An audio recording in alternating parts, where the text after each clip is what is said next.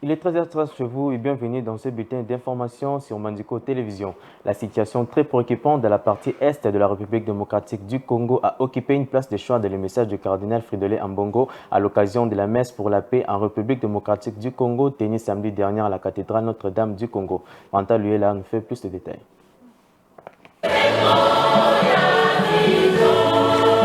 Pour l'archevêque de Kinshasa, Fridolin Ambongo, le peuple congolais ressemble actuellement à cet homme dépouillé, roué de coups et laissé à moitié mort par de bandits. Selon lui, la première assemblée du synode pour l'Afrique avait déjà appliqué cette parabole à la situation de l'Afrique, stigmatisant ainsi l'indifférence de la communauté internationale. Malgré ces avertissements, a-t-il poursuivi, 30 ans plus tard, le constat est très amer. On continue de compter de millions de morts et de déplacés, de milliers de femmes violées, de familles brisées, des enfants orphelins et des infrastructures détruites. En réalité, ce qui apparaissait comme un accident, transfert du conflit interethnique rwandais a fini par dévoiler son agenda caché. Au fil des années, différentes missions et organisations ont rapporté de velléités expansionnistes de certains pays voisins à l'Est et le pillage systématique de richesses du sous-sol congolais par de multinationales sous la couverture de groupes de revendications internes. Les conflits dans l'Est de la RDC en cours depuis près de 30 ans est qualifié de plus meurtrier depuis la Seconde Guerre mondiale et principalement d'ordre économique, avec l'exploitation et le commerce illégal de minerais comme cause profonde de la violence. L'implication du Rwanda dans la déstabilisation de la RDC et le pillage de ses ressources est largement documentée, notamment par les Nations Unies. Ces derniers jours, les tensions diplomatiques entre Kinshasa et Kigali sont loin de s'apaiser. Cette messe intervient pendant que le combat font rage entre les forces armées de la République démocratique du Congo et les Wazalendo contre le rebelle du 1-23 soutenu par l'armée rwandaise dans les environs de Sake, territoire de Massissi dans la province du Nord Kivu. Pendant ces temps, après le chèque de pourparlers à Addis Abeba, en marge de la 37e session ordinaire de la conférence des chefs d'État et de gouvernement de l'Union africaine tenue du 17 au 18 février 2024, Joao Lourenço, président angolais et médiateur désigné par l'Union africaine, va tenter cette fois-ci de rencontrer le protagoniste séparément. D'après Félix Tshisekedi, le mardi 27 février de l'année en cours, il sera en Angola sur invitation de son homologue. Plus de 500 personnes déplacées regagnent progressivement leur village dans le territoire de Mahagi en Ituri. Au moins 20 villages qui s'étaient vidés de ses habitants commencent à être réoccupés. Une lueur d'espoir de retour de la paix dans cette partie de la République démocratique du Congo, théâtre de conflits, permet à perpétuer par plusieurs troupes de rebelles. Jocelyne Massiala nous en dit plus. Plus de 5000 personnes déplacées retournent dans leur village dans les territoires de Mahagi, chefferie de Pandourou, depuis quelques semaines. Les responsables de la chefferie de Pandourou affirment qu'au moins 20 villages qui s'étaient vidés de leurs habitants commencent à être réoccupés par leurs habitants.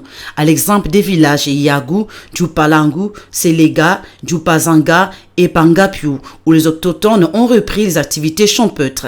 Les retours des familles dans leur milieu de vie est le résultat du dialogue et de paix initié par les autorités, mais aussi de la prise de conscience de certains combattants des groupes armés qui sont devenus favorables au processus de paix, sécurité et la cohésion sociale en cours. Cependant, ils rapportent que ces retournés manquent de tout.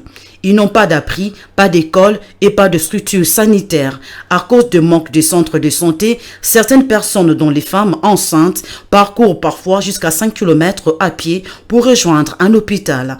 Ils ont profité par cette occasion pour lancer un appel au gouvernement et aux organisations humanitaires afin de prendre des mesures urgentes. Et pour clore ce bulletin d'information, lancement de la province du Kwilu depuis la semaine dernière du projet de lutte contre la malnutrition infantile chronique des enfants de 0 à 10 ans dans une durée de 2 mois. Ce projet a été financé à hauteur de 24 millions de dollars américains par l'unité de gestion des programmes de développement du système de santé en RDC. Suivez.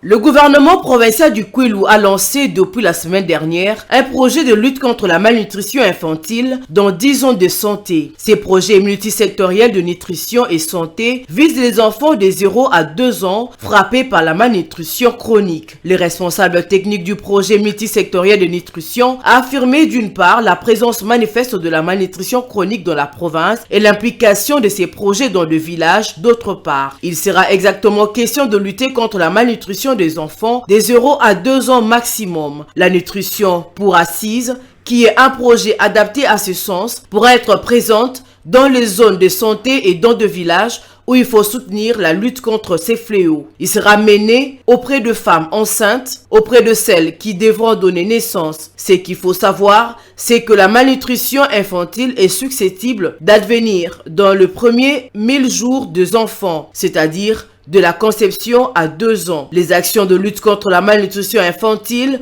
que soutient le gouvernement provincial du Kwilu à travers le projet multisectoriel de nutrition devraient durer 2 mois. Elles ont été financées à hauteur de près de 24 millions de dollars américains par l'unité de gestion de programme de développement du système de santé. De vue générale, la malnutrition infantile reste un problème récurrent à travers la République démocratique du Congo. Elle reste l'un des problèmes de santé auprès des enfants en besoin de croissance physique.